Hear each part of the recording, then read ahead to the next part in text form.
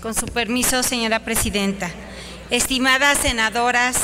y senadores, mi reconocimiento a las Comisiones Unidas contra la Trata de Personas, de Derechos Humanos, de Justicia y de Estudios Legislativos por el esfuerzo realizado en la formulación del dictamen, y expongo algunos aspectos y preocupaciones en torno al mismo. Se reconoce que la ley, como todas, es perfectible, pero implica un importante avance en la lucha contra la trata. Considero, sobre todo, el Protocolo de Palermo un instrumento internacional que no es esencialmente de derechos humanos, por lo que aún falta el ejercicio de incorporar los derechos y obligaciones contenidos en los tratados y convenciones en materia de derechos humanos que han sido ratificados por México. El hecho de que no se dé la suficiente importancia a la trata interna para diversos fines de explotación y esclavitud, que es 100 veces mayor que la trata internacional, es un gran reto que nos queda aún en el combate de la trata de personas y la protección de las personas víctimas de la misma. Hoy hay diversos derechos de las víctimas que se reducen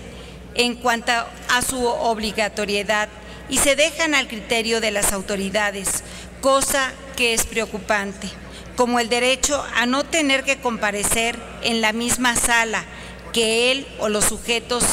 activos del delito,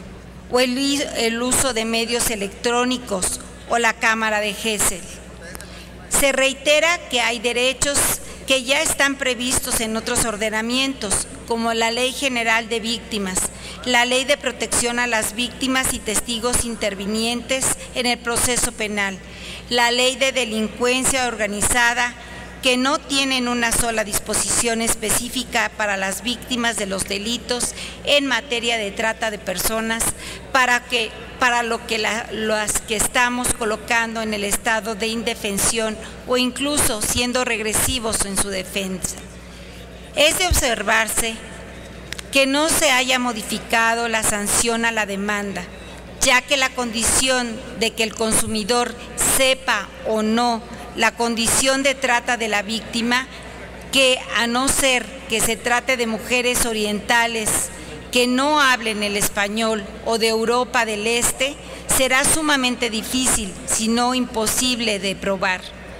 Hubiera sido mucho mejor bajar la sanción, como en el caso del modelo nórdico, a una sanción simbólica, pero que pudiera ser realmente efectiva, sin importar que el consumidor sepa o no de la condición de trata de la víctima. Reitero que el dictamen contiene avances muy significativos, pero debemos entender que nuestro trabajo en favor de las víctimas de trata de personas no ha terminado. Queda en la práctica el trabajo impostergable de lograr que la ley no sea letra muerta, de impedir que la impunidad dentro de nuestros sistemas de procuración de justicia y de administración de justicia sigan teniendo una presencia latente y evidente. Las reformas que se realizan a las leyes deben ir acompañadas de la eficacia de su aplicación, porque de otra manera seguiremos en el atraso por alcanzar un estado de derecho cierto, auténtico, que tenga beneficios en nuestra sociedad.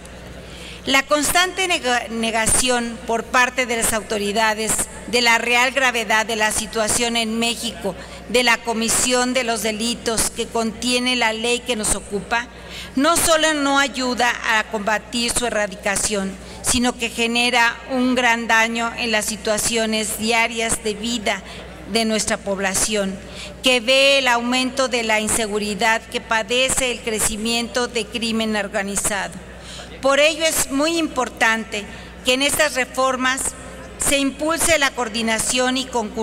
concurrencia con las entidades federativas para el combate a la trata, así como de manera intersecretarial. Sin embargo, harían falta aquí algunas precisiones, como el artículo 99 del dictamen, señala a los integrantes de la Comisión Intersecretarial del Gobierno Federal e integra a 16 titulares de dependencias y establece que a las reuniones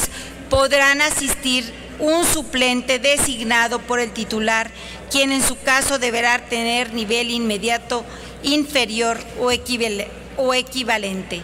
Sería deseable que cuando menos el titular de la Secretaría de Gobernación, así como el Procurador de la República, no enviasen a su suplente a esta comisión tan importante,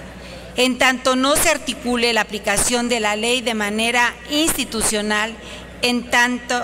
todo el país. Hasta hubiese sido muy importante incluir un transitorio 14º en este sentido. Y de la misma forma, para el caso de las entidades federativas, cuyo problema de trata de personas sea conocido como grave de conformidad a las estadísticas y la determinación que la propia Comisión Intersecretarial realice, propongo que la propia Comisión instale un grupo especial de acompañamiento respetuoso en ámbito de la concurrencia y coordinación que señala la ley para que los poderes de los estados realicen las modificaciones que implica la presente ley. Con este compromiso que tenemos todos de seguir avanzando, doy mi voto a favor del dictamen referido. Quiero concluir, sobre todo, mi intervención haciendo referencia que es un tema muy grave en mi estado, en Tlaxcala, y me obliga a dar mi voto de confianza a la senadora Adriana Dávila, a la senadora Angélica de la Peña, que han puesto su mayor esfuerzo, así como a los especialistas, a las organizaciones y a todas las dependencias que han atendido este tema tan importante en este país. Yo sé que estamos iniciando en un tema sumamente delicado y que seguramente los resultados en el momento de su aplicación podrán ser visibles. Así que doy mi voto a favor y bueno, pues pongo a consideración estos temas que acabo de mencionar. Es cuanto, señora presidenta.